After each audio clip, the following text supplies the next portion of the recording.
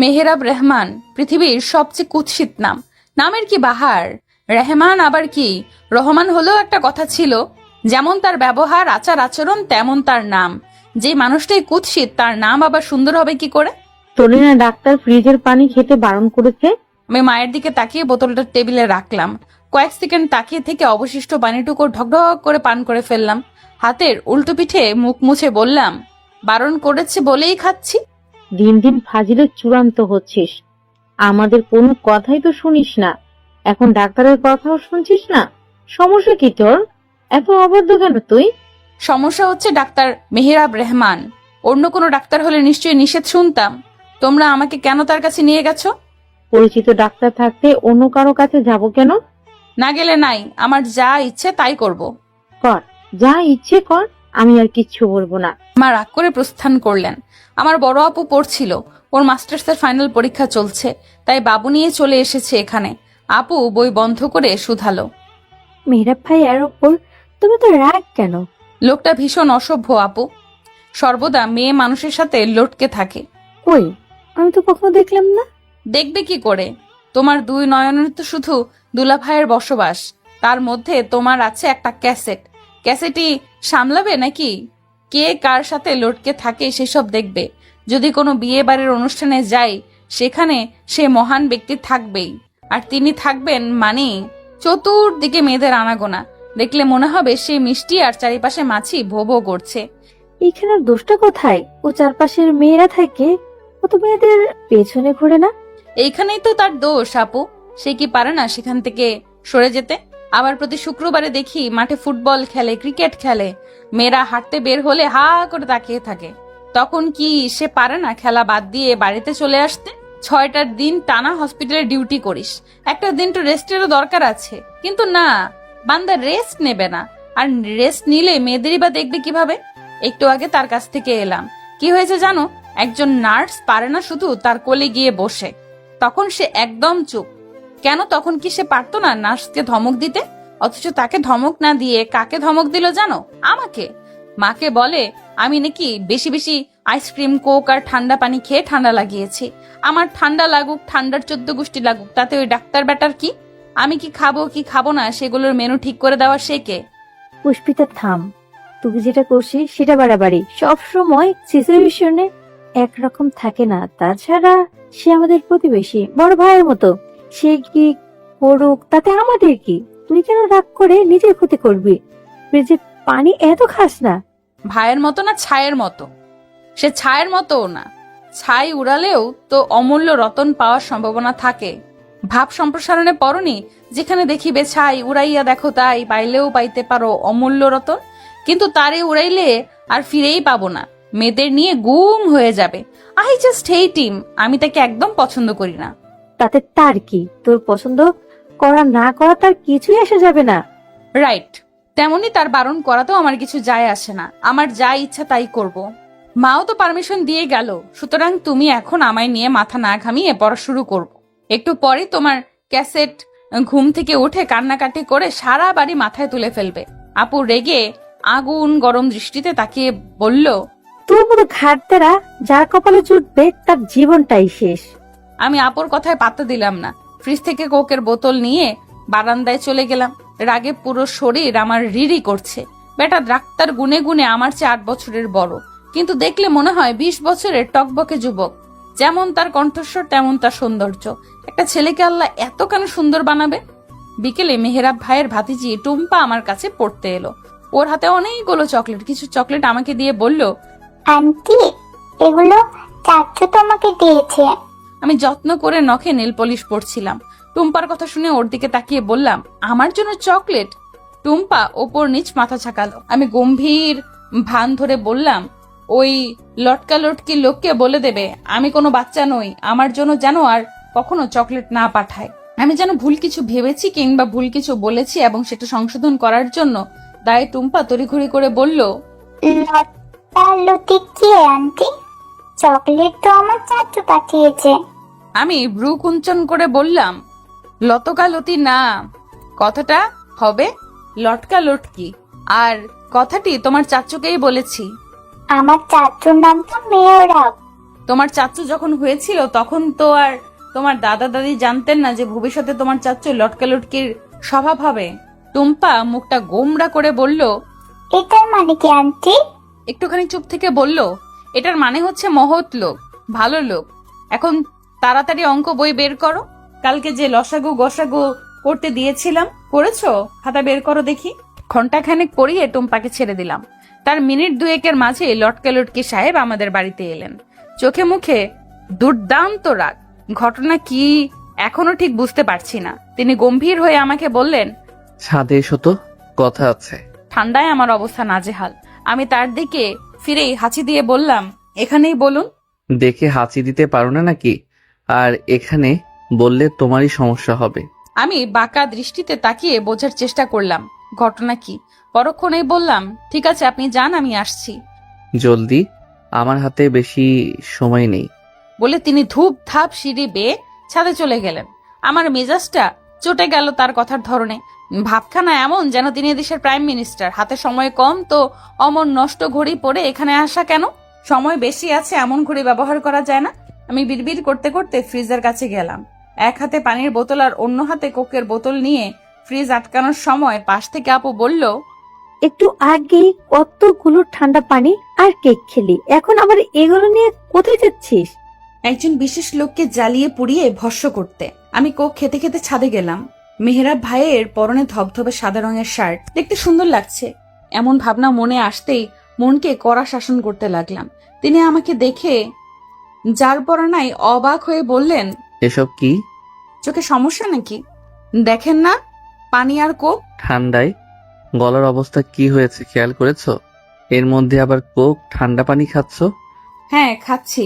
আমাকে নিয়ে এত মাথা ব্যথা করা লাগবে না আর। কেন ডেকেছেন সেটা বলেন। তিনি সম্ভবত রাগ কন্ট্রোল করার চেষ্টা করছেন। দাঁতের দাঁত চেপে বললেন, তুমি টুম্পাকে কি বলছো? কি বলেছি? সেটাই তো তোমার মুখ থেকে শুনতে চাচ্ছি। কত কথাই তো বলেছি। আপনি কোন কথা শুনতে চাচ্ছেন? তুমি ওকে বলেছো আমি লটকা লটকিলো। এগুলো কেমন ধরনের শব্দ? একটা শিক্ষিত মেয়ে হয়ে এমন কথা তুমি বলো কি করে? সত্যি কথা বলতে শিক্ষিত আর মূর্খ আছে নাকি? সত্যি কথা সবাই বলতে পারে। এটা সত্যি কথা? এই ওয়ার্ড দ্বারা কি বোঝাতে চাও? আপনি যে সবসময় মেয়েদের সাথে লটকে থাকেন এটাই বোঝাতে চাই। রাগে দুঃখে তিনি বোধহয় কথা বলার ভাষাই হারিয়ে ফেলেছেন। এমন ভাবে হা করে তাকিয়ে আছেন, আমি যেন সেসব থোড়াই পরোয়া করি। আমাদের নীরবতা কাটলো টুম্পার ডাকে। আমাদের পাশের বাড়িতেই তারা থাকেন। টুম্পা ছাদ থেকে জোরে চিল্লিয়ে বলছে, লটকা চাচ্ছো? দাদু থাকে তোমায়। টুম্পার সাথে ছাদে আরো বাচ্চা ছিল। ওরাও নতুন নাম শুনে বেজায় আনন্দিত। এমন নাম ইতোপূর্বে কখনো শোনেনি বলে কথা। ওরাও সমস্বরে লটকা চাচ্চু বলে ডাকছে। লটকা লটকি নামটা বোধহয় বেশি বড় হয়ে যায়, তাই শুধু লটকা নামটাকে বেছে নিয়েছে। এদিকে ওদের ডাক শুনে আমার এত হাসি পেল যে হাসতে গিয়ে আমি হাঁচি দিয়ে ফেলি। তিনি পারছে না শুধু আমাকে গিলে খেতে, শুধু যাওয়ার পূর্বে চিবিয়ে চিবিয়ে বলে গেলেন, আমার মান সম্মানের কিছুই বাকি রাখলে না তুমি। তোমার মতো সঙ্গী যেন শত্রুরও না হয়। শোন পুষ্পি, তোর রাগের যে কোনো ভিত্তি নেই, তুই জানিস? আমি সোমার কথা শুনে ভ্রুকুঞ্চন করে তাকালাম। কলেজে আমার সব থেকে কাছের বান্ধবী সোমা। পান থেকে চুন খুসলে সেটা সবার আগে আমার ওকে বলা চাই। ওর ক্ষেত্রেও সেম। আমরা একে অপরের নারী নক্ষত্র পর্যন্ত জানি। কেউ কাউকে ছাড়া এক মুহূর্ত থাকার কথা ভাবতেও পারি না। কোনোদিন আমি অথবা সুমা না এলে স্যার ম্যামরা সব সময় মজা করে জিজ্ঞেস করবে, কি ব্যাপার, আজকে সাথেরটা আসেনি? প্রশ্ন শুনে আমরা মলিন হাসি দিলেও সেদিন সারাটা দিন খুব বাজে কাটতো। এমন না যে আমাদের সাথে কেউ মিশে না কিংবা মিশতে চায় না। অনেকেরই আমাদের প্রতি অগাধ কৌতূহল থাকা সত্ত্বেও কেন জানি আমরাই মিশতে পারি না। আমাদের এটাই মনে হয় যে আমরা দুজনেই দুজনের জন্য যথেষ্ট। আমাদের বন্ধুত্ব সম্পর্কে আমাদের দুই পরিবারও অবগত। সোমার ভাবি তো মজা করে এটাও বলে যে শেষমেশ আমরা 303 না হয়ে যাই। এইরকম হওয়ার অবশ্য একদম চান্স নেই। সোমার যে বয়ফ্রেন্ড সে খুব সরল মনের, আমাকে আপু ছাড়া কখনো কোনো কথা বলে না। সত্যি বলতে আমিও তাকে ভাইয়ের চোখেই দেখি। জিজু দুলাভাই ডেকে আধি ঘরওয়ালি এরকম মস্করা কেন যেন আমার ধাতে নেই। এমনকি আমার নিজের দুলা ভাইকেও আমি ভাইয়া বলেই ডাকি। এই জন্য শুরুতে অনেকে অনেক কথা বলতো, আমি রসকস ছাড়া, আনরোম্যান্টিক ইত্যাদি ইত্যাদি। সেদিন ভাইয়া অর্থাৎ আপুর স্বামী আমার মাথায় হাত বুলিয়ে বলেছিল, মানুষের কথায় কান দেবে না, তুমি আমাকে ভাইয়া বলেই ডাকবে কেমন? আমি বোধহয় এক প্রসঙ্গ ছেড়ে অন্য প্রসঙ্গে চলে গেলাম। সোমার কাছেই বরং আবার ফিরে আসা যাক। মেহরাব ভাইকে আমি যে বাড়াবাড়ি রকমের অপছন্দ করি সেটা বোধহয় সোমার চেয়ে ভালো কেউ জানে না। প্রতিবার লটকা লটকি সাহেবের ওপর করা রাগ আমি সোমার উপরেই প্রয়োগ করি। সোমা কিছু বলে না, নীরবে আমার রাগ সহ্য করবে প্রথমে, তারপর বোঝাবে ওই লোকের ওপর রাগ করে কোনো লাভ নেই। আমি সোমার প্রশ্নের জবাব না দিয়ে পাল্টা প্রশ্ন করলাম, রাগের ভিত্তি কেন থাকতে হবে? না থাকলে রাগ কেন করতে হবে? তুই কি রাস্তার অপরিচিত কারোর উপরও রাগ করবি? কখনো অযথা? কিন্তু তিনি তো আমার পরিচিত। আমি জানি সে তোর পরিচিত, শুধুই পরিচিত, কাছের কেউ কিন্তু নয়। আমরা রাগ তাদের উপরই করি যারা আমাদের কাছের মানুষ, আপন মানুষ। পরিচিত হলেই যে তাদের উপর রাগ করার অধিকার আমাদের আছে তা তো নয়। এখন রাগ করার জন্য আমাকে অধিকার আদায় করতে হবে? তা নয়। আমাকে একটা কথা বলতো, তার উপর রাগ করে তোর কি লাভ? তোর কি আদৌ কোনো ফায়দা আছে? সে কি তোর বয়ফ্রেন্ড নাকি হাজবেন্ড? ছি, সারা দিন মেয়েদের সাথে লটকে থাকে, ওরকম একটা ছেলে আমার হাজবেন্ড অথবা বয়ফ্রেন্ড কি করে হতে পারে? তোমা শব্দ করে হেসে ফেললো। অবাক হয়ে জিজ্ঞেস করলাম, তুই হাসছিস কেন? তোর কথা ভেবেই হাসছি। হাসির কি এমন করলাম আমি? সোমা উত্তর না দিয়ে আমার আরেকটু কাছে এসে বসলো। আমি গলা জড়িয়ে ধরে ফিসফিস করে শুধালো, বাই এনি চান্স তুই তাকে ভালো টালো বেশি ফেলিসনি তো? প্রশ্নটাই হয়তো এমন কিছু ছিল, পুষ্পিতা যেন চমকে গেল। ভালোবাসা আর মেহেরাব, উত্তর মেরু আর দক্ষিণ মেরু কি কখনো এক হতে পারে? পুষ্পিতা তৎক্ষণাৎ সোমার হাত সরিয়ে দিয়ে বলল, পৃথিবীতে অনেকগুলো অসম্ভব কিছু থাকলে তার মধ্যে এটাও একটা অসম্ভব সম্ভাবনা। তাই তাহলে মেহরাব ভাইয়া মেয়েদের সাথে লটকে থাকলে তুই কেন জেলাস হোস? তোর কেন রাগ হয় বলতো? কারণ সে মেয়েদের সাথে একটু বেশি মেশে, দেখলে মেজাজ খারাপ হয়ে যায়। আমাদের ক্লাসের রাকিব তো পাক্কা প্লে বয়। আজ এই মেয়ে তো কাল ওই মেয়ে, কতগুলো মেয়ের সাথে রিলেশন করে, তার কোনো ইয়াত্তা নেই। এসব তো তুইও জানিস। কই, তোকে তো কখনো দেখলাম না রাকিবকে নিয়ে মাথা ব্যথা করতে। এইসব বলে তুই কি প্রমাণ করতে চাইছিস? আমি কিছুই প্রমাণ করতে চাচ্ছি না, আমি শুধু জানতে চাচ্ছি তোর মনে তার জন্য ভালোবাসা আছে কিনা। তুই নিজেও নিজেকে প্রশ্ন করে ভাব, আমার মনে হয় উত্তর পেয়ে যাবি। এখন চল ক্লাসে যাই, টিফিন টাইম শেষ। আমি এই বিষয়ে আর কোনো কথা না বলে ওর সাথে ক্লাসে চলে গেলাম। কিন্তু সোমার বলা শেষ কথাগুলো তখনও আমার মাথায় ঘুরছিল। বাড়িতে ফেরার পর আবার যেই লাউ সেই কদু।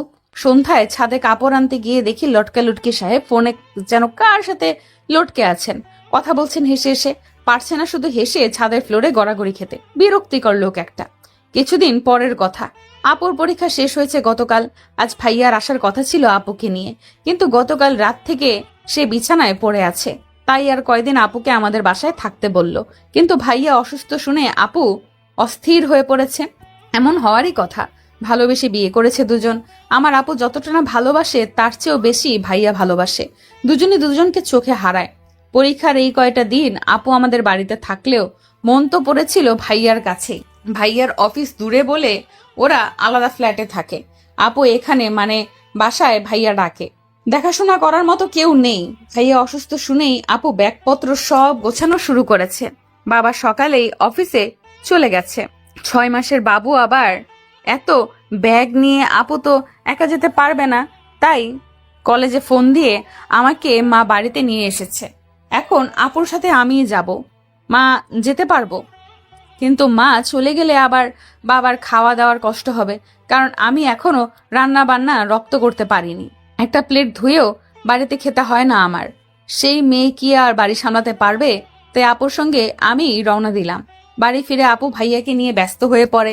বাবু আমার কাছে, শুধু খাওয়ার সময় আপুর কাছে দিয়ে আসে। এছাড়া ঘুম পাড়ানো, গোসল করানো, কোলে নিয়ে হেঁটে বেড়ানো, এই সবই আমিই করেছি। এই জন্য বোধহয় খালামুনিদের দ্বিতীয় মা বলা হয়। বাবুর নাম তো বলা হয়নি, ওর নাম পৃথা। আমার নামের সঙ্গে মিলিয়েই রাখা হয়েছে। নামটা সুন্দর না? আমি ঘুমন্ত পৃথার মুখে চুমু খেলাম। কিভাবে যে দেখতে দেখতে 5টা দিন কেটে গেল বুঝলামই না। বিকেলে বাবা আসবে নিতে। আজ আসলেও অবশ্য আজ যাওয়া হবে না, কাল সকাল সকাল চলে যাব। পৃথা হওয়ার পর থেকেই আমি ঘন ঘনই আপুর বাসায় আসতাম। মাঝে মাঝে বায়না করতাম আমাদের বাসায় নিয়ে আসার জন্য, কিন্তু এত ছোট বাচ্চাকে তো আর মা ছাড়া রাখা যাবে না। পৃথাকে ছেড়ে যেতে মন সত্যিই খুব কাঁদছিল। তবে এই 5 দিনে আমি অদ্ভুত একটা জিনিস উপলব্ধি করেছি, যে জিনিসটা হলো শূন্যতাবোধ, টান। আর সেই মানুষটা কে জানেন? মেহেরাব রেহমান, সেই কুৎসিত নামের বিরক্তিকর মানুষটা।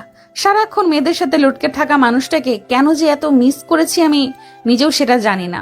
তার ফোন নাম্বার আমার কাছে না থাকলেও ফেসবুক আইডি আছে, আমার সঙ্গে অ্যাডও আছে, কিন্তু বদলোকের অ্যাক্টিভ স্ট্যাটাস অফ করে রাখা। নিশ্চয়ই লুকিয়ে চুরিয়ে প্রেম করে মানে তার জীবনে কেউ আছে। কথাটা ভাবতেই বুকের ভেতর এমন মোচড় দিয়ে উঠলো কেন? আগে তো কখনো এমন হয়নি। অবশ্য আগে তো কখনো তাকে নিয়ে এমন ভাবিও নি আমি। ফেসবুকে অ্যাড থাকলেও এখনো পর্যন্ত একটা হাই হ্যালো হয়নি আমাদের। না সে আমাকে কখনো মেসেজ করেছে, আর না আমি করেছি। তাই এই 5 দিনে একটুখানি কথা বলার প্রবল তৃষ্ণা জাগলেও ইগোকে জিতিয়ে দেওয়ার জন্য আমি আর মেসেজ করিনি। লুকিয়ে লুকিয়ে আইডি স্টক করেছি, ছবি দেখেছি, ব্যাস এই পর্যন্তই। পৃথাকে রেখে আসার কষ্ট বুকে নিয়েও বাড়িতে ফিরলাম আনন্দের সাথে। এর অবশ্য একটা কারণ আছে, অনেকদিন বাদে বিরক্তিকর লোকটাকে সামনে থেকে দেখতে পারবো হয়তো, তাই। আমাদের সকালে আসার কথা থাকলেও ভাইয়া আর আপু আসতে দেয়নি। আমরা রওনা দিয়েছি বিকেলে। বাড়িতে পৌঁছাতে পৌঁছাতে সন্ধ্যাও পেরিয়ে গেছে। রুমে গিয়ে আগে গোসল করে নিলাম। ভাবছি টুম্পার খোঁজ করার বাহানায় মাকে নিয়ে একটু ওই বাড়িতে যাব। এই সুযোগে বদলোকটাকেও দেখা হয়ে যাবে। গোসল শেষ করে চুল আছড়ে ড্রয়িং রুমে যাওয়ার পর মা বলল, তোর নাস্তা টেবিলে দেওয়া আছে, খেয়ে নিস। আমি একটু ওই বাসায় যাচ্ছি। ওই বাসায় মানে? টুম্পাদের বাসায়? হ্যাঁ। এ যেন মেঘনা চাইতে বৃষ্টি স্বরূপ ছিল আমার জন্য। আমি আনন্দে আটখানা হয়ে বললাম, আমিও যাব। কতদিন হলো টুম্পাকে দেখি না। আয় তাহলে। আমি খুশি মনে মায়ের সঙ্গে ওই বাসায় গেলাম। বুকের ভেতর কেমন যেন ঢিপঢিপ আওয়াজ হচ্ছে। এই বাসায় আগেও আমি বহুবার এসেছি, কই তখন তো এমন হয়নি। আজ তাহলে এমন হচ্ছে কেন? মা কলিং বেল চাপার পর দরজা খুলে দিলেন সেই লোকটাই, যাকে দেখার জন্য আমি তৃষ্ণার্ত ছিলাম। আজ শুক্রবার বলে পাঞ্জাবি পরেছেন, সুন্দর লাগছে দেখতে। এমন সুন্দর ছেলে দেখলে মেয়েরা তো লটকে যাবেই। তিনি চমৎকার হাসি দিয়ে আগে মাকে সালাম দিলেন, পরে আমাকে বললেন, আরে পুষ্পিতা, কেমন আছো তুমি? আজ আর একটুও রাগ হলো না আমার। আমি হেসে বললাম, ভালো আছি, আপনি? আমিও ভালো আছি, এসো ভেতরে এসো। আমি আর মা ভেতরে গিয়ে দেখলাম ড্রয়িং রুমে অনেক মানুষজন। এদেরকে আমি চিনি, সবাই তার আত্মীয় স্বজন। বাসায় কোনো অনুষ্ঠান ছিল নাকি কে জানে। মেহেরাব ভাই আর মা আমাদের দেখে আনন্দিত হয়ে বসতে দিলেন। এরপর মিষ্টি সহ আরো অনেক নাস্তা এনে আমাদের খেতে দিয়ে তিনিও পাশে বসলেন। আমি চুপ করে বসে থাকলেও আর চোখে বারবার তাকে দেখছিলাম। তিনি তখন টুম্পার সাথে খুনসুটিতে ব্যস্ত। আন্টি বারবার খেতে বলায় আমি চামচ দিয়ে কেটে একটু মিষ্টি মুখে পুড়লাম। মাও মিষ্টি খেতে খেতে বলল, তাহলে বিয়ে কি ফাইনাল? আন্টি সহাস্যে বললেন, হ্যাঁ ভাবি, অনেক চেষ্টার পর ছেলে মেয়ে তো পছন্দ হয়েছে। আল্লাহর রহমতে এখন বিয়েও ঠিক। আগামী মাসের 10 তারিখে বিয়ের ডেট ফিক্সড করা হয়েছে। ওরা আজ এসে মেয়েরাবকে আংটি পরিয়ে গেছে। আমরা আগামীকাল যাব মেয়েকে আংটি পরাতে। মিষ্টি আর আমার গলা দিয়ে নামলো না। আমি অবিশ্বাস্য দৃষ্টিতে আন্টির দিকে তাকিয়ে আছি। তার বলা কথাগুলো শুনছি। সবকিছু কেমন যেন ঘোরের মতো লাগছে। মেহেরাব ভাইয়ের বিয়ে ঠিক হয়ে গেছে। মাত্র 5 দিন বাড়িতে ছিলাম না আমি। এই কয়দিনে যে এত কিছু ঘটে যাবে কল্পনাতীত ছিল। এখনো সব অবিশ্বাস্য লাগছে। কিন্তু আন্টি মেয়ের ছবি দেখিয়েছেন, দেখতে বেশ সুন্দরী, নামটাও সুন্দর, রূপা। সেও পেশায় একজন ডাক্তার, তবে নতুন, 2 মাস হবে ডাক্তারি পাশ করেছে। হোক নতুন, তবুও তো ডাক্তার। মেহেরাব ভাইয়া নিজে একজন ডাক্তার, সে বিয়ে তো একজন ডাক্তারকেই করবে। আমার মতো কলেজ পড়ুয়া মেয়েকে তো আর বিয়ে করবে না। কিন্তু এসব আমি মনকে বোঝাতে পারছিলাম না কোনোভাবেই। অনেকক্ষণ রুম থেকে বারান্দা থেকে রুম পর্যন্ত পাইচারি করে সোমাকে ফোন দিয়ে বললাম। সব শুনে সোমা নিজেও স্তব্ধ। প্রথমে তো বিশ্বাসই করতে চাইলো না, বরং কঠিন স্বরে বলেছিল, সবসময় মজা ভালো লাগে না। তোর মনে হয় এই বিষয় নিয়ে আমি মজা করব? তার মানে সত্যি তার বিয়ে ঠিক হয়েছে? হ্যাঁ, কি অদ্ভুত, নিজের অনুভূতিটা এত দেরি করে কেন বুঝলি রে পুষ্পি? সোমার আদরে আশকারা পেয়ে আমার ভেতরে জমে থাকা কান্নাগুলো আবার বাঁধ ভেঙে বেরিয়ে এলো। কোনো জবাবও দিতে পারছিলাম না আমি। ওপাশ থেকে সোমার বিস্মিত স্বর ভেসে আসে। তুই কাঁদছিস? আমি উত্তর না দিয়ে কল কেটে দিলাম। এত কষ্ট কেন হচ্ছে আমার? এর পরের সময়গুলোতে আমাকে কঠিন পরীক্ষা দিতে হলো। ভালো না থেকেও এক বুক কষ্ট পুষে রেখে বাড়ির মানুষের সামনে হাসি খুশি থাকার অভিনয় করাটা যে কতটা কষ্টকর সেটা আমি এই প্রথম অনুভব করতে শিখলাম। এমনও হয়েছে যে কান্না করেছি 5 মিনিট হয়নি, অথচ এরপরেই আবার মায়ের সাথে হেসে কথা বলেছি। আস্তে আস্তে অবশ্য নিস্তব্ধ হয়ে যেতে লাগলাম। এই নিস্তব্ধতা যেন বাবা কিংবা মায়ের চোখে না পড়ে, সেজন্য কলেজ থেকে ফিরে বেশিরভাগ সময়ই বই সামনে নিয়ে বসে থাকতাম। এর দুটো সুবিধা: এক, বাবা মা ভাবতো আমি পড়ছি তাই আর বেশি কাছে আসতো না, বিরক্ত করতো না। 2, এই সুযোগে আমি নিজের মতো করে কাঁদতে পারতাম। চেষ্টা করতাম নিজেকে ব্যস্ত রাখার। কলেজে গেলে সুমার সঙ্গে কিছুটা হলেও আমাকে স্বস্তি দিত। সবচেয়ে বেশি কষ্ট হতো যখন আমি মেহেরাব ভাইকে দেখতাম। আগে তার হাসি দেখলে রাগ লাগতো, এখন তার হাসি দেখলে কষ্ট হয়। বারংবার মনে হয় এটা তো সুখের হাসি, কিছুদিন পর বিয়ে করবে, বউ থাকবে তার। নিশ্চয়ই এইসব ভেবে খুশিতে আটখানা হয়ে থাকে সব সময়। কলেজ থেকে বাড়ি ফেরার পথে বাস থেকে নামার পর মেহেরাব ভাইয়ার সঙ্গে দেখা হয়ে গেল। তার সঙ্গে তার বড় ভাই ভাবি আর মা ছিল। আমাকে দেখেই তিনি একগাল হেসে জিজ্ঞেস করলো, কি ব্যাপার পুষ্পিতা, কলেজ থেকে ফিরলে নাকি? আমি মলিন হেসে মাথা দোলালাম। ভদ্রতা সূচক জিজ্ঞাসা করলাম, আপনারা সবাই কোথায় যাচ্ছেন? এই তো একটু শপিং করতে যাচ্ছি। ভাবি তখন মেহেরাব ভাইয়াকে পিঞ্চ মেলে দুষ্টুমি করে বলল, শুধু শপিং বলছো কেন? বলো যে বিয়ের শপিং করতে যাচ্ছি। উনি হাসছেন, কিছুটা লজ্জাও পেয়েছেন বোধহয়। তার এই সুখের হাসি আমার সহ্য হচ্ছিল না, বুকটা এফোর ওফোর করে দিচ্ছিল। আন্টি তখন বললেন, যাবে নাকি আমাদের সাথে? চলো যাই, বিয়ের কেনাকাটাও আমাদের কিছু হেল্প করলে না হয়? আসলে আন্টি বাড়িতে থাকলে যেতাম, মাত্র কলেজ থেকে ফিরছি, একটু ক্লান্ত আর কি। তাও তো ঠিক, সমস্যা নেই, তুমি বাড়িতে গিয়ে রেস্ট নাও। ধন্যবাদ আন্টি, কিছু মনে করবেন না প্লিজ। না না পাগলি মেয়ে, কি মনে করব, সাবধানে যেও তুমি। আচ্ছা। আমি আর মেহেরাব ভাইয়ের দিকে তাকালাম না। বলা চলে তার সুখের হাসি পুনরায় দেখার সাহস হলো না আমার। রিকশায় উঠে পুরোটা পথ কাঁদতে কাঁদতে বাড়ি ফিরলাম আমি। ভালোবাসায় এত বিরহ কেন? মন থেকে চাইলেই আসলে সব সময় সবকিছু পাওয়া যায় না, এর জন্য ভাগ্য থাকা লাগে। কিন্তু এতটাও ভাগ্যবতী আমি নই। সময়ের প্রহর ফুরিয়ে মেহেরাব ভাইয়ের বিয়ের দিন ঘনিয়ে এসেছে। ভেবেছিলাম তার বিয়ের আগ দিয়ে আমি আপুর বাসায় চলে যাব, কিন্তু আমার ভাবনায় পানি ঢেলে গায়ে হলুদের আগেই দিনই ভাইয়া আর পৃথাকে নিয়ে আপু আমাদের বাড়িতে চলে এসেছে। বাধ্য হয়ে বাড়ির সবার সঙ্গে আমাকেও গায়ে হলুদের অনুষ্ঠানে যেতে হয়েছে। আমার বুকের ভেতরটা যন্ত্রণায় জ্বলে পুড়ে ছাই হয়ে গেলেও সবার সামনে প্রাণ খোলা হাসি দিতে হয়েছে। চারপাশে সবার এত হাসি আনন্দ সব আমার গলায় কাটা হয়ে বিচ্ছিল। ধীরে ধীরে মানুষটা অন্য কারো হয়ে যাচ্ছে, অথচ আমি কিছুই বলতে পারছি না, কিছুই করতে পারছি না। সবচেয়ে আফসোস তো এটা ভেবে লাগে যে মানুষটা জানে আমি তাকে কত ভালোবাসি। ড্রেসিং টেবিলের সামনে বসে যখন নানান রকম চিন্তা ভাবনা করছিলাম, আপু তখন পিঠে চাপড় দিয়ে বলল, আর কতক্ষণ বসে থাকবি? চল তাড়াতাড়ি।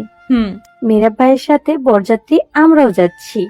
বাবা নিষেধ করলেও আঙ্কেল শোনেনি। দুজনের মাঝে সখ্যতা বন্ধুত্ব বেশ গাঢ় কিনা। অন্যদিকে আবার মায়ের এক আন্টি গলায় গলায় ভাব, সুতরাং আমাদের না তাদের কাছে টিকে থাকতে পারলো না। আল্লাহ যে এ কোন কঠিন পরীক্ষা নিচ্ছে কে জানে। বাড়ি থেকে বেরিয়ে গাড়িতে উঠে বসেছিলাম, তখন গাড়ির জানলা দিয়ে দেখলাম মেহেরাব ভাইয়া ও তার বন্ধুরা আসছে। সবাই বেশ হাসাহাসি করছে। আমার চোখ আটকে ছিল অফ হোয়াইট রঙের শেরওয়ানি পরে বর্ষাজা মেহেরাব ভাইয়ের দিকে। বর্ষাজে তাকে এত সুন্দর লাগছে, সঙ্গে তার মিষ্টি হাসি। সে যখন ফুল দিয়ে সাজানো গাড়িটাতে উঠে বসলো, তখন আমার বুক থেকে ভারী দীর্ঘশ্বাস বেরিয়ে আসে। একটু কাঁদতে পারলে ভালো লাগতো, বুকটা এত ফাঁকা ফাঁকা লাগছে। আমি পৃথার তুলতুলে নরম শরীরটা বুকে জড়িয়ে নিয়ে আড়ালে চোখের পানি ফেললাম। কেউ যদি ভালোবাসার ব্যাপারে আমার কাছে পরামর্শ চায়, তাহলে প্রথমেই তাকে ভালোবাসতে নিষেধ করব। ভালোবাসার যে বড্ড বিরহ আর বিষাদ। কনের বাড়ি পৌঁছানোর পর কনের পরিবার সবাইকে সাদরে গ্রহণ করলেন। চারপাশে কেমন যেন শিথিলতা, আমার কোনো কিছুই ভালো লাগছিল না। সবাইকে আগে খেতে দেওয়া হলো, আমার গলা দিয়ে কোনো খাবারের নাম ছিল না। খাবার নেড়ে চেড়ে নষ্ট করে আমি উঠে গেছি। পৃথাকে কোলে নিয়ে একপাশে চুপ করে বসে রইলাম।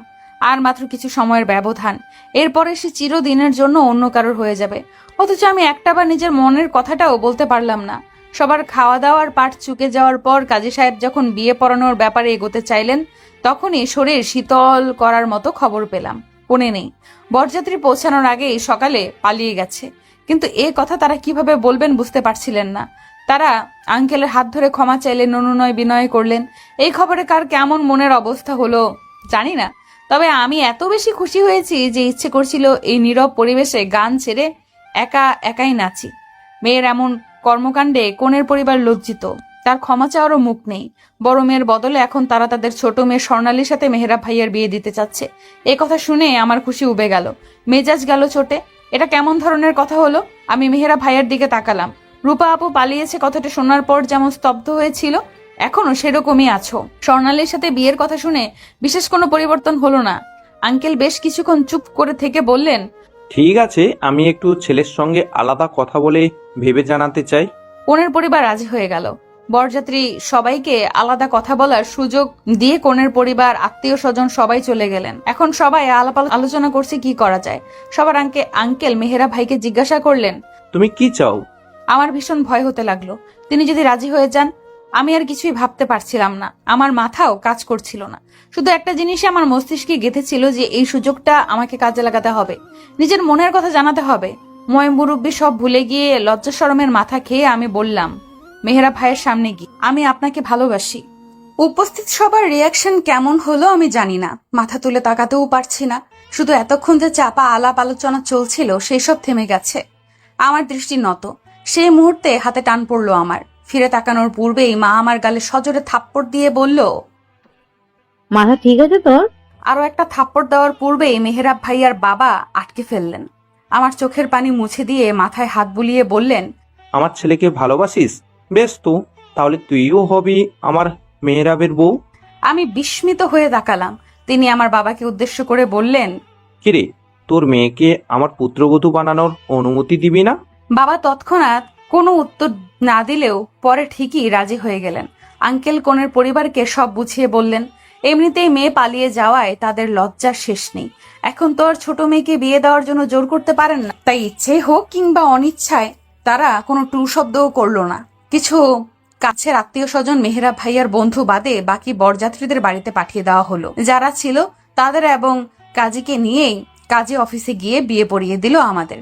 আমার মনের ভেতর তখন রং বেরঙের প্রজাপতির উড়ি করছিল, আর চোখে তার দিকে তাকিয়ে তার মলিন মুখ দেখে মনে মনে বললাম, মিস্টার লটকা লটকি সাহেব, এবার একবার যখন আমার সাথে লটকে গেছেন, এখন বুঝবেন আমি কি জিনিস।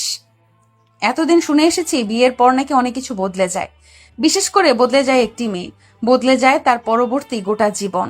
কিন্তু একটা মানুষ যে এতটা পরিবর্তন হয়ে যেতে পারে সেটা মেহেরাব ভাইকে না দেখলে বুঝতেই পারতাম না আমি। আমার মধ্যে বিশেষ কোনো পরিবর্তন নেই, পড়াশোনা, পরিবার সব ঠিকঠাক আছে আগের মতো। যখন যেই বাসায় ইচ্ছে থাকছি, কোনো ধরা বাঁধা নিয়ম নেই।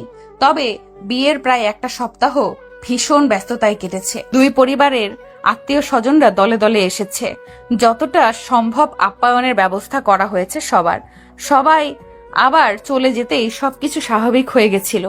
কেবলমাত্র বদলে গেছিল আমার আর মেহেরাব ভাইয়ের মধ্যকার কথাবার্তার আদান প্রদান। বিয়ের দিন থেকেই প্রয়োজন ছাড়া সে আমার সাথে কথা বলে না। এমনকি আমি তাকে আমার সামনে হাসতেও দেখিনি। এক বিছানায় ঘুমানোর পরেও কখনো ভুল করেও তার হাত আমার গায়ে পড়েনি। রাতে যে কাত হয়ে ঘুমাতো, সকালে সেই কাতেই ঘুম থেকে উঠতো। একটা মানুষ এভাবে কেমন করে ঘুমাতে পারে আমি বুঝি না। প্রথম প্রথম বিষয়গুলো স্বাভাবিকভাবে নিলেও এখন কেমন যেন লাগে। সবচেয়ে খারাপ লাগে সে আমার সাথে কোনো কথা বলে না। আগে তো খুব খোঁজ খবর নিত, রাগারাগি করতো, ঝগড়াও হতো আমাদের। আর এখন কাছাকাছি থেকেও মনে হয় মাঝখানে কত দূরত্ব। সোমার সাথে বিষয়টা নিয়ে কথা বলেছি আমি। সোমার সাজেশন ছিল আমি যেন সরাসরি মেহেরাব ভাইকে কথাগুলো জিজ্ঞেস করি। গতকাল রাতে আমাদের বাসায় ছিলাম। সোমার সাথে ফোনে কথা বলে মনে হলো আসলেই কিছু বিষয় তার সাথে খোলাসা করা দরকার। আমি এই বাড়িতে যাওয়ার পর শাশুড়ি মায়ের সঙ্গে দেখা হলো। আমি তাকে কখনো মা আবার কখনো আন্টি বলেও সম্বোধন করি। তিনি বললেন, এত দেরি করে আসলে কেন? নাস্তা করবে আসো। আমি খেয়ে এসেছি। মেহেরাব ভাইয়া বাসায় নাকি হাসপাতালে চলে গেছে। মা মুচকি হেসে বললেন, বোকা মেয়ে, এখনো ভাই ডাকো?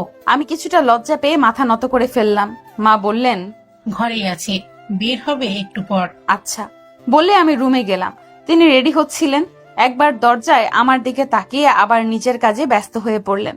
আমি মনে মনে কথাগুলো গুছিয়ে নিলেও সব যেন এলোমেলো হয়ে গেল। যা যা বলবো বলে ভেবে এসেছিলাম তা তো বলতেই পারলাম না, উল্টো কাঁদো কাঁদো স্বরে জিজ্ঞেস করে ফেললাম, আপনি আমার সাথে এমন করছেন কেন? তিনি বেশ স্বাভাবিকভাবেই বললেন, কেমন করছি? এই যে ভালো মতো কথা বলেন না। ভালো মতো কথা বলা তো দূরে থাক, আপনি তো আমার সাথে কথাই বলেন না। বলি তো। দরকার ছাড়া একটা কথাও বলেন না আপনি আমার সাথে। রাগ করেছেন আমার উপর? রাগ করবো কেন? এই যে আমার সাথে বিয়ে হয়েছে তাই? সেরকম কিছু না। তাহলে কি ভালোবাসি বলে অবহেলা করছেন? তিনি এবার আমার দিকে তাকিয়ে দীর্ঘশ্বাস নিলেন। আমার চোখের দিকে তাকিয়ে বললেন, সবকিছু আসলে এত দ্রুত ঘটে গেছে যে আমি এখনো সবকিছুর সাথে মানিয়ে নিতে পারছি না। এর মানে কি? কিছু না, দেরি হয়ে যাচ্ছে, আমার যেতে হবে। আমি আর কিচ্ছু বলতে পারলাম না, তাকে আটকাতেও পারলাম না। শুধু খুব স্পষ্টভাবে তার সূক্ষ্মভাবে এড়িয়ে চলাটা বুঝতে পারছিলাম। আর সব বুঝেও আমার কিছু করার নেই, শুধুমাত্র মৌনতা ছাড়া। তার পরিবর্তনের সাথে সাথে আমার মনও বিষিয়ে যাচ্ছিল। আগে সেই চঞ্চলতা যেন কোথায় পালিয়ে গেল। হঠাৎ করেই আমি হাসতে ভুলে গেলাম। ভালোবাসায় যে এত যন্ত্রণা তা তো জানতাম না। ভালো তো আরো অনেকেই বাসে, কই তারা তো আমার মতো যন্ত্রণা নেই। তা তো ঠিকই ভালো আছে ভালোবাসার মানুষটার সাথে। তাহলে আমার ভালোবাসার কমতিটা ঠিক কোথায়? তার পরিবর্তনের রেশ আমার মাঝেও এমন ভাবে প্রবেশ করে যে আমি বাড়ির কারোর সাথে স্বাভাবিক কথাটা পর্যন্ত বলি না। চারপাশে সব কিছু নিয়ে বিরক্ত হয়ে গেছি আমি। বিয়ের প্রথম দিকে চেষ্টা করতাম তার কাছে কাছে থাকার, দুষ্টুমি করার। এই তো সেদিনের কথা, ভেবেছিলাম আমার চঞ্চলতা তার পছন্দ। খুব শখ করে পেছন থেকে জড়িয়ে ধরে গালে একটা চুমু খেয়েছিলাম। তিনি গম্ভীর স্বরে বলে উঠলেন, সব সময় সবকিছু ভালো লাগে না পুষ্পিতা, এসব একদম করবে না। সেই যে তার রাগী স্বর আমার কর্ণকুহরে প্রবেশ করলো, সেই সাথে প্রস্থান করলো আমার ভেতরকার সকল চঞ্চলতা, শখ ইচ্ছে সব। সেই থেকে আমি নিজেও যেন গুটিয়ে গেলাম, কিছুটা দূরত্ব গড়ে নিলাম। এই বাড়ির চেয়ে নিজের বাড়িতেই বেশি থাকতাম। কেউ কিছু জিজ্ঞেস করলে বলতাম আমি ওই বাসায় ঠিক মতো পড়া হয়নি, ঘুম হয় না। বড়রা কি বুঝেছে জানি না, কিন্তু তারা হঠাৎ করেই একটা সিদ্ধান্ত নিলেন। সন্ধ্যায় দু পরিবার একসাথে বসলেন, আমাদেরও ডাকা হলো। তারা আমাদের আলাদা স্পেস দেওয়ার জন্য ঘুরতে যেতে বলল, যাকে আধুনিক ভাষায় হানিমুন বলে সবাই। সবার সামনে তিনি কিছু না বললেও রাতে আমাকে একা বললেন। মা জোর করাতে আজ রাতে এখানেই থেকে যেতে হয়েছে। যখন ঘুমানোর জন্য রুমে এলাম তিনি শান্ত কণ্ঠে ডাকলেন, পুষ্পিতা, হুম। আমি এখন অনেক ব্যস্ত, কিন্তু বাড়ির মানুষ তো সেটা বুঝবে না। তুমি ওদেরকে বলবে যে এখন কোথাও যাব না আমরা। আমি তাচ্ছিল্য করে হাসলাম। অন্ধকার রুমে সেই হাসি নজরে এলো না হয়তো তার। অবশ্য তার চোখে যখন আমার পরিবর্তনটাই আটকায়নি, সেখানে এই হাসি আর এমন কি? আমি কোনো দ্বিমত না করেই বললাম, আচ্ছা বলবো। Thank you. কেন? আমার কথা রাখার জন্য। ব্যাপার না, ঘুমান। উল্টো পাশ ফিরে শুয়ে পড়লো। আমিও অন্যদিকে ফিরলাম। বুকের গহীন থেকে বেরিয়ে এলো ভারী দীর্ঘশ্বাস। অন্ধকার রুমটিতে এখন বিরাজ করছে পিন পতন নীরবতা। সম্পর্কের টানাপোড়েনে আমি হাঁপিয়ে উঠেছি। আমি যদি আগে কখনো একটুও টের পেতাম যে ভালোবাসলে এত কষ্ট পেতে হয়, তাহলে বিশ্বাস করুন কাউকে ভালোবাসার মতো এমন বিশাল দুঃসাহস দেখাতাম না। মনের জমিনে যখন ভালোবাসা নামক বীজের দৈহিকতা বাড়ছিল, ঠিক তখনই উপড়ে ফেলে দিতাম। এখন আমার ভালোবাসায় ভয় হয়, ভীষণ ভয়। আমার জন্য এমন কিছু অপেক্ষা করছে জানলে হয়তো আমি কখনো বিয়েটাও করতাম না। তাছাড়া এই বিয়ের মানে কি? যাকে ভালোবাসি তাকে নিজের করে পেয়েছি ঠিকই, কিন্তু সেটা শুধুমাত্র কাগজে কলমে। মানসিকভাবে ভালোবাসায় আমি তাকে পাইনি। আমার এত বেশি কষ্ট হয় যে মিথ্যে হাসি দিতে গেলেও বুকে টান পড়ে, চিনচিনে একটা ব্যথা হয়। আমাদের হানিমুনে যাওয়া হয়নি। পড়াশোনার অজুহাত দেখিয়ে আমি প্ল্যান ক্যান্সেল করেছি। এজন্য তিনি অবশ্য খুশি হয়েছিলেন।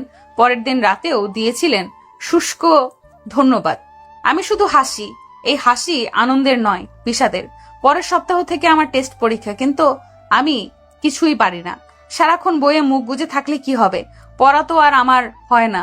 বাড়ির সবার ধারণা ছিল মেয়ে খুব পড়ছে, একদম বিরক্ত করা যাবে না। কিন্তু ভেতরে ভেতরে আমি যে পুরো শেষ হয়ে যাচ্ছিলাম এটা কাউকে বোঝাতে পারছিলাম না। আমি চাচ্ছিলামও না কেউ বুঝুক। বুঝেই বা আর কি হবে? আমার এই পরিণতির জন্য তো আমি নিজেই দায়ী। ভালোবাসার মতো দুঃসাহস দেখিয়েছি, শাস্তি তো আমার প্রাপ্যই। আমি জানি আমার পড়াশোনা কিচ্ছু হবে না, তবুও বই নিয়ে বসে আছি। আমার মা এলো গরম দুধ নিয়ে, টেবিলের ওপর গ্লাসটা রেখে মাথায় হাত রাখলো, নরম সুরে ডাকলো, পুষ্প। আমার ভেতরটা যেন মুহূর্তেই গুড়িয়ে গেল। ঝরঝর করে কেঁদে ফেললাম আমি। মা আমার মাথাটা তার বুকে চেপে ধরে বলল, আমার পরিটার এত দুঃখ কেন? আমি উত্তর দিতে পারলাম না। এতটা দিন শুধু সোমা জানতো আমি কিসের মধ্যে দিয়ে যাচ্ছি। বুকে আগলে আমাকে মানানোর চেষ্টা করত, কিন্তু তবুও কোথাও কিছুর যেন একটা কমতি ছিল। আমারও খুব ইচ্ছে করতো একটু মায়ের কোলে মাথা রেখে মন ভরে কাঁদি। কখনো বা ইচ্ছে করতো ওই মানুষটার বুকে মাথা রেখে সব কষ্টগুলো উগরে দিয়ে জিজ্ঞেস করি, কেন আমায় একটু ভালোবাসেন না? কিন্তু সবার সব ইচ্ছে কি আর পূরণ হয়? হয় না, আমারও হয়নি। মা হোক কিংবা সে, কারোর সামনেই আমি নিজেকে ভেঙে চুরে প্রকাশ করতে পারিনি। আজ মায়ের আদর নম্র স্বরে যেন আমার বাইরের শক্ত প্রাচীর চুরমুর করে ভেঙে গেল। মা আমাকে চেয়ার থেকে উঠিয়ে বিছানায় বসালো, মুখোমুখি বসলো নিচে। আমার চোখের পানি মুছিয়ে দিয়ে জিজ্ঞেস করলো, কি হয়েছে আমাকে বলতো? তুই এত বদলে কেন গেছিস? আমি কান্নার জন্য কথা বলতে পারছিলাম না। মা ফের বলল, আমি কান্নার জন্য কথা বলতে পারছিলাম না। মা ফের বলল, বিয়ের পর কি তুই এতটাই বড় হয়ে গেলি যে আমাকেও নিজের কষ্টের কথা বলা যায় না? আগে তো সব বলতি, এখন কি মা পর হয়ে গেছে? তোর নীরবতা, শুষ্ক হাসি, গালে লেখে থাকা চোখের পানি, চিটচিটে ভাব, চোখের নিচের কালো দাগ, শুকনো মুখ, সমস্ত কিছুই আমার চোখে পড়ে রে মা। আমি যে তোর মা, তোকে পেটে ধরেছি আমি। তোর সত্যি হাসি আর মিথ্যা হাসির পার্থক্য আমি বুঝি। ভেবেছিলাম তুই নিজেই হয়তো আমাকে সব বলবি, কিন্তু তুই তো আমাকে পর করে দিয়েছিস। আমি মাকে জড়িয়ে ধরে হাউমাউ করে কাঁদতে কাঁদতে বললাম, সে আমাকে ভালোবাসে না মা। আমি ভেতর থেকে একদম শেষ হয়ে যাচ্ছি। মা তৎক্ষণাৎ কিছু বলল না, হয়তো আমাকে সামলে নেওয়ার সুযোগ দিল। আমিও নিজের মনে লুকিয়ে থাকা সব কষ্টের কথা মাকে অনায়াসে আজ বলে দিলাম। লক্ষ্য করলাম মায়ের শরীরও কেমন কেঁপে কেঁপে উঠছে। তাকিয়ে দেখি আমার মা আমার জান্নাত কাঁদছে। মা আমার হাতে চুমু খেয়ে বলল, জোর করে মানিয়ে নিতে বলবো না, শুধু বলবো সম্পর্কটাকে একটু সময় দে। কষ্ট তো অনেক সহ্য করলি, আর একটু না হয় সহ্য কর। এরপর তুই যা চাইবি, যেটা তোর ভালো মনে হবে সেটাই হবে। তুই মেহেরাবকে চেয়েছিস, আমরা রাজি হয়েছি। তো যদি মনে হয় তুই আর ওর সাথে থাকতে চাস না, তাহলে সেটাও আমরা মেনে নিব। কিন্তু তোকে আগে ধৈর্য ধরতে হবে, সময় দিতে হবে, নিজেকে নিজের মনকে বুঝতে হবে, মেহেরাবকে বোঝার চেষ্টা করতে হবে। ডিভোর্স কিন্তু কোনো সহজ বিষয় না মা। এত দূর অবধি পৌঁছানোর আগে নিজের সমস্তটা দিয়ে চেষ্টা কর আর একবার। আমি কাঁদতে কাঁদতেই বললাম, আমি তো তাকে হারাতে চাই না মা। আমি তাকে ছাড়া থাকার কথা ভাবতেও পারি না, কিন্তু তার অবহেলা আমাকে নিঃশেষ করে দিচ্ছে। আমি যে আর পারি না মা। মা এবার আমায় জড়িয়ে ধরে পিঠে হাত বুলিয়ে দিয়ে বলল, পারতে হবে। ভালোবাসতে পেরেছিস আর নিজেকে শক্ত করতে পারবি না? আমি যেগুলো বললাম সেগুলো করার চেষ্টা কর। তার আগে পড়াশোনা ঠিক মতো কর মা। আজকাল কোনো সম্পর্কের গ্যারান্টি না থাকলেও সুন্দর কেরিয়ারের গ্যারান্টি কিন্তু ঠিকই আছে। তাই সাময়িক শোকে এমন কিছু করিস না যেটাতে তোর কেরিয়ারের তৈরির পথ নষ্ট হয়। আমার পুষ্প, আমার কথা শুনবে না? আমি নীরবে মাথা দোলালাম। মাকে জড়িয়ে ধরে বললাম, আমি চেষ্টা করব মা। বেশ, আমার মেয়ে আমার জন্য চেষ্টা করবে, আমি এতেই খুশি। মায়ের সঙ্গে কষ্ট শেয়ার করার পর থেকে নিজেকে অনেকটাই হালকা লাগছিল। কষ্ট হলেও মায়ের কথাগুলো রাখার চেষ্টা করছিলাম। আমার খাওয়া দাওয়া, ঘুমের ব্যাপারে মা সতর্ক দৃষ্টি রাখা শুরু করেছে। আজকাল আমি আর ওই বাড়িতে যাই না। আমার শ্বশুর শাশুড়ি একবার হলেও এসে আমাকে দেখে যাবে। অফিস থেকে ফেরার পথে শ্বশুর আব্বা কিছু না কিছু খাবার এনে দিয়ে যায় আর বলে ঠিক মতো যেন পড়াশোনা করি। শাশুড়ি মাও এটা ওটা রান্না করে নিয়ে আসে। আমার ভাসুর প্রতিদিন না এলেও সপ্তাহে একদিন আসবে, জোর করে হাতে টাকা গুঁজে দিয়ে যাবে। আমার যা তো নয় যেন আপন বোন। তার শপিং ভীষণ পছন্দ। অনলাইনে কোনো কিছু পছন্দ হলেই কিনে ফেলবে। আগে নিজের জন্য কিনলেও এখন থেকে দুটো করে কেনে। একটা আমার জন্য বরাদ্দ। 2-3 দিন পরপরই এটা ওটা নিয়ে এসে বলবে, দেখো তো পুষ্পিতা, এটা কেমন হয়েছে, পরে দেখো। আমি মন থেকে গ্রহণ করি। এমনকি ছোট টুম্পাও আসে নিয়ম করে, আমার সাথে গল্প করে, হাসে, সময় কাটায়। আসে না শুধু ওই মানুষটা যার জন্য আমি অপেক্ষায় থাকি, প্রতীক্ষায় থাকি। এমনকি আসে না তার কোনো মেসেজ কিংবা ফোন কল। মাঝে মাঝে ভাবি, সত্যিই কি তাকে ভালোবেসে বড় কোনো অপরাধ করে ফেলেছি? আমি সব চিন্তা মাথা থেকে ঝেড়ে ফেলে চেষ্টা করছিলাম পড়ায় মনোযোগ দিতে। আগামীকাল থেকে পরীক্ষা। এতদিন কোনো চিন্তা না হলেও এবার হচ্ছিল। রীতিমতো ভয়ে হাত পা ঠান্ডা হয়ে যাচ্ছিল আমার। পড়া শেষ করতে রাতে ঘুমানোর সময় অপ্রত্যাশিত একটা মেসেজ পেলাম। তার মেসেজ, ভালো মতো পরীক্ষা দিও, অল দ্য বেস্ট। ছোট্ট একটা মেসেজ, তবুও এইটুকু যে আমাকে কতটা আনন্দিত করেছে আমি তা ভাষায় প্রকাশ করতে পারবো না। খুব আশা ছিল সকালে হয়তো দেখা হবে, আমি নিজেই ওই বাসায় গিয়ে দেখা করে আসব, কিন্তু আমি গিয়ে তাকে পাইনি। মনটা এত বেশি খারাপ হয়ে গেল যে আমার ইচ্ছে করছিল আমি চিৎকার করে কাঁদি। মানুষটা কি পারতো না অন্তত আজকের দিনটা একবার দেখা করে একটু হাসি মুখে কথা বলতে? আসলে ভুলটা আমারই, আমি হয়তো বেশি আশা করে ফেলেছি। আমিও একটা জিনিসের শিক্ষা পেলাম, জীবনে আর যাই হোক কারো কাছে এক্সপেকটেশন রাখতে নেই। এর প্রভাব আমার উপর ভালোভাবেই পড়লো। আবার কেমন যেন ঝিম মেরে গেলাম, চুপচাপ বই নিয়ে বসে থাকতাম। বাকি পরীক্ষাগুলোতেও আর ওই বাসায় গেলাম না, নিজের মতো থাকার চেষ্টা করতাম। সব ভুলে একটু ভালো থাকার চেষ্টা করতে গিয়েও যে মুখ থুবড়ে পড়বো সেটা আশা করিনি। পরীক্ষা শেষ করে বান্ধবীরা ভাবলাম একটু ঘুরতে যাওয়া যায়। এর মাঝে সোমা আর আমি ক্লাসের বাকিদের সাথেও মেশা শুরু করেছি। সোমা নিজেই হেল্প করেছে। অনেক মানুষের মধ্যে থাকলে কষ্ট তো ভুলতে পারবো এই আশায়। সোমার প্রচেষ্টা অবশ্য পুরোপুরি সফল না হলেও বিফলে যায়নি। সবার সঙ্গে যখন থাকি তখন আসলে কষ্টকে এতটা প্রগাঢ় মনে হয় না। মনে হয় এইটুকুই তো কষ্ট, ঠিক মানিয়ে নিতে পারবো। পরীক্ষা যেদিন শেষ হলো তার পরের দিনই আমরা সবাই মিলে বসুন্ধরা শপিং মলে ঘুরে কেনাকাটা করলাম, মুভি দেখলাম। কয়েকজন বলল অনেকদিন কাচ্চি খাওয়া হয় না, আজ বরং সবাই মিলে কাচ্চি খাওয়া যাক। কাচ্চি আমার আহামরি কোনো প্রিয় খাবার নয়, কিন্তু ওদের জন্য রাজি হয়ে গেলাম। আসলে চমকও রেস্টুরেন্টে অপেক্ষা করছিল। ভেতরে যাওয়ার পর দেখলাম একটা টেবিল দখল করে বসে আছে আমার ভালোবাসার মানুষ এবং তার মুখোমুখি বসে আছে আমার অপরিচিত একটা মেয়ে। আমি সেখানেই থমকে গেলাম, পা বোধ হয় মেঝেতেই আটকে ছিল এমনটা মনে হচ্ছিল আমার। আমি সোমাকে উদ্দেশ্য করে বললাম, তোরা গিয়ে বস, আমি আসছি। সোমা চোখের ইশারায় কিছু বললেও সেদিকে আমার কোনো জ্ঞান নেই। আমি মেহেরাবের কাছে গিয়ে একটা চেয়ার টেনে দুজনের মাঝখানে বসলাম। মেহেরাবের চেহারায় কোনো পরিবর্তন না দেখলেও মেয়েটা ভ্রুকুচকে বলল, কে আপনি? আমি এক হাত বাড়িয়ে দিয়ে বললাম, হাই আপু, আমি পুষ্পিতা। আপনি? বোধহয় ভরকে গেছে, হাত বাড়ালো না, এমনকি মুখেও কিছু বলল না। আমি নিজেই তার হাত টেনে হ্যান্ডশেক করে বললাম, সৌজন্যতা রক্ষা করতে হয়। কি হচ্ছে এসব? আমি এবার তার দিকে তাকালাম। আমার কষ্টের চেয়েও রাগ বেশি হচ্ছিল। অন্য একটা মেয়ের সাথে আমি কিছুতেই তাকে মানতে পারছিলাম না। আমি তার প্রশ্ন পর জবাব দিলাম কঠিন গলায়। বললাম, কিছুই হয়নি, যা হওয়ার এবার হবে, শেষ হবে সবকিছুর। এরপর চেয়ার ছেড়ে উঠে সোজা ওয়াশরুমে চলে গেলাম। এতক্ষণে আটকে রাখা কান্না এবার বর্ষার বৃষ্টির ন্যায় পড়ছিল। জীবনে কত বড় ভুল যে করেছি ভালোবেসে। নারীকে হাসানো সহজ, কাঁদানোও সহজ, কিন্তু নারীর ঘৃণা পাওয়া কঠিন।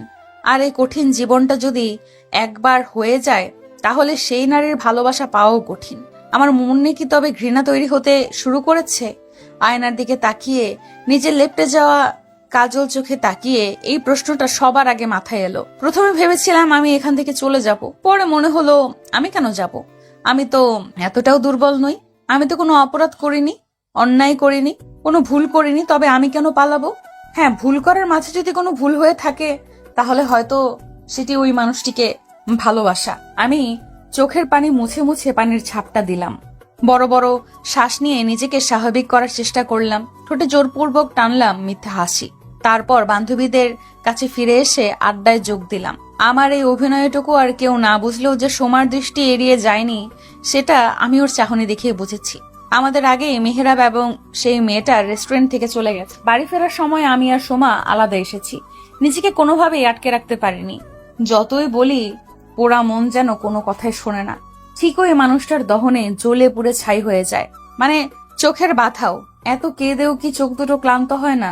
সোমা আমার হাত চেপে ধরে বলল, কাঁদিস না প্লিজ। তুই যদি এভাবে ভেঙে পড়িস তাহলে তো হবে না। তুই ভাইয়ের সাথে কথা বলবি, তাকে জিজ্ঞেস করবি কে এই মেয়ে। কেন আমার সাথে এমন হয় সোমা? তার অবহেলা মেনে নিয়ে তো একটু ভালো থাকার চেষ্টা করছিলাম। আমার সেই চেষ্টাতেও কি ভুল ছিল? আজ কেন তাকে আমার অন্য একটা মেয়ের সাথে দেখতে হলো? আমার বুকটা যে জ্বলে পুড়ে যাচ্ছে রে, আমি সহ্য করতে পারছি না। সোমারও বোধ হয় আর সান্ত্বনা দেওয়ার ভাষা নেই।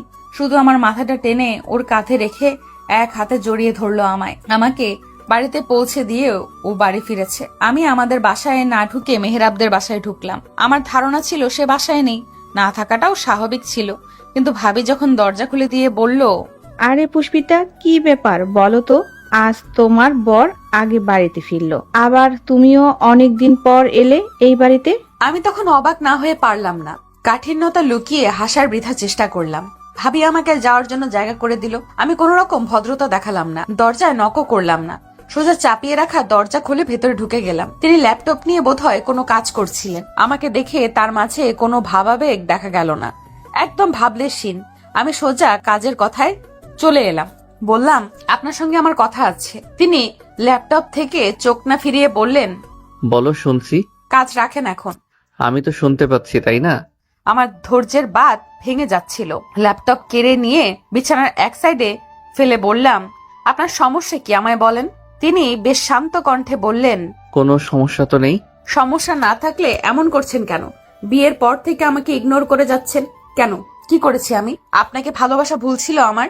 কখনো একটাবার খোঁজ নিয়েছেন আমার? কখনো জানতে চেয়েছেন আমি কেমন আছি, কি চাই?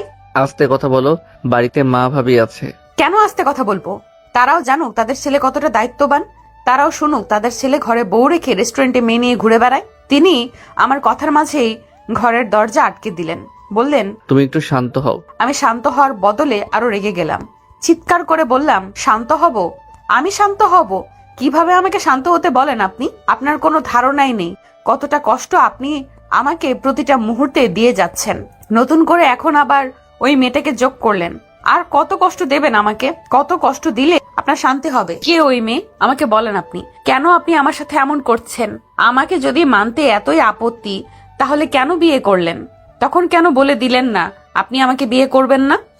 দয়া করে এইভাবে তিলে তিলে কষ্ট না দিয়ে আমাকে একেবারে মেরে ফেলেন। আমার দ্বারা আর সহ্য করা সম্ভব হচ্ছে না। আপনি তো আমার পুরো কথা শেষ হওয়ার পূর্বেই আচমকা তিনি আমাকে জড়িয়ে ধরলেন। বিষয়টা বুঝতে আমার কয়েক সেকেন্ড সময় লাগলো। কথা বন্ধ হলেও এবার যেন আমার চোখ দিয়ে পানি বিসর্জন দিয়ে কথা বলতে লাগলো। কথা বন্ধ হলেও এবার যেন আমার চোখ পানি বিসর্জন দিয়ে কথা বলতে লাগলো। মেহরাব আমার মাথায় হাত বুলিয়ে বলল, কেঁদো না পুষ্প, ফুলের চোখে পানি মানায় না। আমি ছিটকে দূরে সরে গেলাম। তার একটুখানি আহ্লাদে তো আর আমার এতদিনের কষ্ট, রাগ, অভিমান সব মুছে যেতে পারে না। আমি কাঁদতে কাঁদতে বললাম, ফুলের চোখে পানি মানায় না? না সোনা। তাহলে কেন কাঁদান? I am sorry. সত্যি সরি? হ্যাঁ গো। কিসের জন্য? তোমায় কষ্ট দেওয়ার জন্য। কষ্ট তো আপনি আমাকে কম দেননি। কোন কষ্টের জন্য সরি বলছেন? সবগুলোর জন্য। আমি থম মেরে রইলাম। এত শত অভিযোগ থাকা সত্ত্বেও যেন কিছুই বলতে পারছিলাম না। সে আমার হাত টেনে ফের জড়িয়ে ধরলো। আমি এবার গলে গেলাম না। কঠিন স্বরে জিজ্ঞেস করলাম, এসব আহ্লাদ কেন দেখাচ্ছেন হঠাৎ? তুমি এমন কঠিন করে কেন প্রশ্ন করো? কারণ আপনি আমাকে এমন বানিয়েছেন। মেহেরাব চুপ করে রইল। আমি বললাম, আমি জানি আপনি আমাকে ভালোবাসেন না। আমাদের সম্পর্কটা অনেকটাই পরগাছার মতো আপনার কাছে। গলার কাটা হয়ে বিঁধে আছি তো, কোনো সমস্যা নেই। কথা দিচ্ছি আমি আপনার জীবন থেকে চলে যাব। তার আগে আমার শুধু কিছু প্রশ্ন আছে আপনার কাছে, সেগুলোর উত্তর চাই আমি। এরপর সময় মতো মুক্তি পেয়ে যাবেন। যদি মুক্তি না চাই? চাইবেন না কেন? বিয়ের দিন থেকে মুক্তি চেয়ে আসছেন, শুধু মুখে বলতে পারেননি এতদিন। আজ যা দেখলাম তা তো আর মুখে বলে দিতে হবে না। আমাদের দেখার আড়ালেও অনেক সত্য লুকিয়ে থাকে পুষ্প। ঠিক কোন সত্যটা আমার দেখার আড়ালে রয়েছে আমাকে বলতে পারবেন? রূপা আমার পূর্ব পরিচিত ছিল, আমার এক বন্ধুর খালাতো বোন। ওর ফোনেই আমি প্রথম রূপার ছবি দেখেছিলাম, ভালো লেগে গেছিল দেখে। প্রেম প্রেম করার বয়স, সময় কোনোটাই এখন আমার নেই, আর না আছে তেমন কোনো ইচ্ছে। তাই পরিবারের মাধ্যমে বিয়ের প্রস্তাব পাঠিয়েছিলাম। ওর সাথে আলাদা কথাও হয়েছিল আমার। তখন বারবার জিজ্ঞেস করেছিলাম ওর অন্য কোথাও সম্পর্ক আছে কিনা, কিন্তু ও স্বীকার করেনি। কেন করেনি সেটাও জানি না, নিজের ইচ্ছেতেই বিয়েতে মত দিয়েছিল। পছন্দের মানুষটাকে পাবো তাই এক্সাইটেড ছিলাম, কিন্তু বিয়ের দিন যে আমার জন্য এমন কিছু অপেক্ষা করছিল আমি সেটা মোটেও আশা করিনি। রূপার পালিয়ে যাওয়া শুধু ওর পরিবারের জন্যই লজ্জাজনক ছিল না, আমার এবং আমার পরিবারের জন্যও অপমানজনক ছিল। ও যদি আমাকে একটাবারও বলতো যে ওর অন্য কোথাও সম্পর্ক আছে, তাহলে আমি কখনোই বিয়ের ব্যাপারে আগাতাম না, কিন্তু ও সেটা না করে অপমান করে গেল। এই বিষয়টা একদম ভেতর থেকে নাড়িয়ে দিয়েছিল আমাকে। যখন ওর ছোট বোনকে বিয়ের ব্যাপারে আমার মতামত জিজ্ঞেস করা হলো, তখন আমি নাই বলতে গেছিলাম। ওই সময় তুমি বললে তুমি আমাকে ভালোবাসো। আমি অবাক হইনি। কেন জানো? আমার প্রতি তোমার রাগ, জেলাস এসব দেখে অনেক আগেই আমি আন্দাজ করতে পেরেছিলাম যে তোমার মনে আমার জায়গাটা অন্যরকম, কিন্তু আমি বুঝেও না বোঝার ভান করতাম। এর অন্যতম একটা কারণ হচ্ছে আমার এজ ডিফারেন্স। আমার কেমন আনইজি লাগতো যখন আব্বু তোমাকে বিয়ে করতে বলল, তখন আমি এমন একটা ঘোরের মাঝে ছিলাম যে কিছু বলতেও পারিনি। এইটুকু বলে সে থামলো। আমি চুপচাপ তার কথা শুনে যাচ্ছি। সে দম নিয়ে ফের বলা শুরু করলো। বিয়ে করে বাড়ি ফেরার পর মনে হলো তোমাকে বিয়ে করা আমার উচিত হয়নি। একদিকে রূপার এভাবে অপমান করে পালিয়ে যাওয়া, অন্যদিকে তোমাকে বিয়ে করা, সবকিছু নিয়ে আমার মন খুব বিক্ষিপ্ত ছিল। বারবার মনে হতো তোমাকে বিয়ে করে তোমার জীবনটা আমি নষ্ট করে দিয়েছি। নিজেকে অনেক ছোট অস্বস্তি হতো তোমার সামনে। আগের সেই সহজ স্বাভাবিক ব্যবহারও করতে পারছিলাম না। তুমি শুধু দেখেছো আমি তোমাকে এড়িয়ে গেছি, কিন্তু তুমি এটা দেখোনি যে আমি কতবার তোমার সাথে কথা বলতে গিয়েছি। তুমি এক বুক অভিমান নিয়ে রাতে কাঁদতে কাঁদতে ঘুমিয়ে যেতে, আর আমি গভীর রাতে তোমার বুকে জড়িয়ে মাফ চাইতাম। অভিমানে তুমি নিজের বাড়িতে চলে গিয়ে ভাবলে হয়তো এখন আমি সুখেই আছি, কিন্তু তুমি দেখোনি যে প্রতিটা রাতে আমি কেমন ছটফট করেছি। তুমি দেখেছো আমি তোমাকে এড়িয়ে যাচ্ছি, কিন্তু তুমি এটা দেখোনি যে তোমার প্রতিটা পরীক্ষা শেষ হওয়ার আগেই আমি কলেজে গিয়ে দূরে অপেক্ষা করেছি। এত কিছুর পরও কখনো সরাসরি বলতে পারিনি আমার নিজের লুকায়িত কথাগুলো। নিজেকে অনেক বেশি অপরাধী মনে হতো তাই। কথাগুলো অবিশ্বাস্য শোনালেও তার চোখ মুখ দেখে আমার মনে হচ্ছে না মিথ্যা বলছে। মিথ্যা বলার কথাও তো নয়। সে আমাকে আরেকটু অবাক করে দিয়ে আমার দুহাত ধরে বলল, আজ যে মেয়েটাকে আমার সাথে দেখেছো ওর নাম লিজা, আমার কলেজ লাইফের ফ্রেন্ড। ওর হাজবেন্ড সিয়ামও আমার কলেজ লাইফের ফ্রেন্ড। আমরা ব্যাচমেট ছিলাম 3 জন। ওরা রিলেশন করে গত 2 বছর হবে বিয়ে করেছে, কিন্তু ইদানিং ওদের পরিমাণা হচ্ছে না। সিয়াম চাকরির সুবাদে চট্টগ্রাম থাকতো লিজাকে নিয়ে। ঝগড়া করে 1 সপ্তাহ হবে লিজা ঢাকায় চলে এসেছে। আমি বিয়ে করেছি এটা ওরা জানতো, কিন্তু তোমাকে তো দেখেনি, তাই চিনতে পারিনি। আজ দেখা করেছি সিয়ামকে নিয়ে কথা বলতে। আমরা ওখান থেকে বের হওয়ার পর অবশ্য বলে দিয়েছিলাম তুমি আমার বিয়ে করা বউ।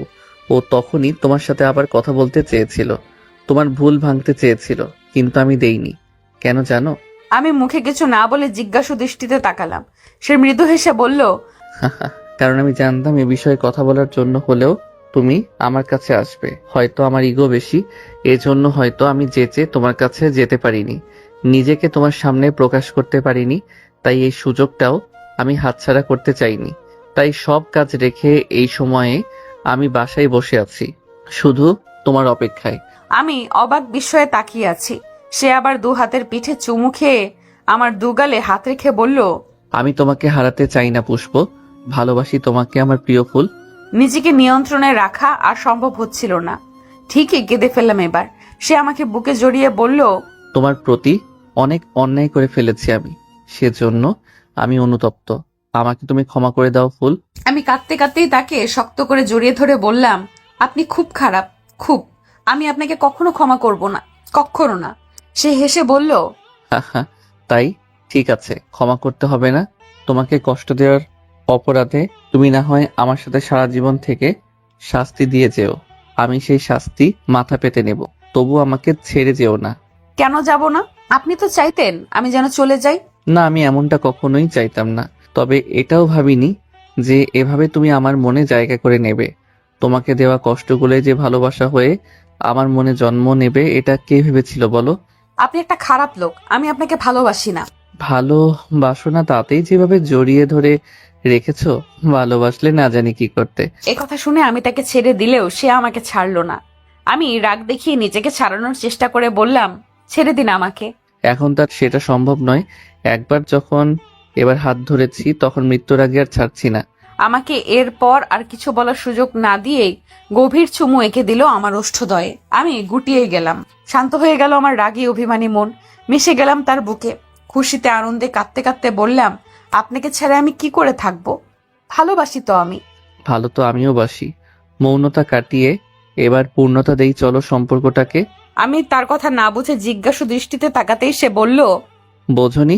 উহুম। এজন্যই বাচ্চা মেয়েদের বিয়ে করতে নেই, সব একদম হাতে কলমে শেখাতে হয়। ভালোবাসি ভালোবাসি শুধু মুখে বললেই হবে? এতদিন মৌনতা পালন করে দুজন যে সম্পর্কটাকে অপূর্ণ রাখলাম সেটাকে পূর্ণতা দান করতে হবে না? এখনো বোঝনি? আমি দুদিকে মাথা নাড়ালাম। আসলেই বুঝতে পারিনি আমি। এবার সে ধৈর্য হারা হয়ে বলল, উফ, আর মুখে কিছু বলতে পারবো না। এরপর আমাকে কোলে নিয়ে বিছানায় বসিয়ে যখন জানালা লাগিয়ে দিচ্ছিল তখন বুঝলাম মৌনতার বদলে পূর্ণতার মানে। এত লজ্জা আর ভয় লাগছিল, সেই সাথে অদ্ভুত একটা অনুভূতি আর আনন্দও লাগছিল। আনন্দ তো হবেই, অবশেষে মানুষটা যে আমাকে ভালোবাসলো। আজ তো পৃথিবীর বুকে সবচেয়ে সুখী মানুষ আমি। তার ভালোবাসার প্রতিটা ছোঁয়া, স্পর্শে এতদিনে জমায়িত মৌনতা একটু একটু করে ভাঙতে লাগলো। সব ভালোবাসার মানুষগুলোর ভালোবাসা এইভাবেই পূর্ণতা পাক। মৌনতা না আসুক কারো জীবনে। সমাপ্ত। নিয়মিত গল্প পেতে আমাদের সাথে থাকুন, বেশি করে কমেন্ট এবং লাইক করুন, তাহলে পরবর্তী গল্পগুলো খুব তাড়াতাড়ি আসবে।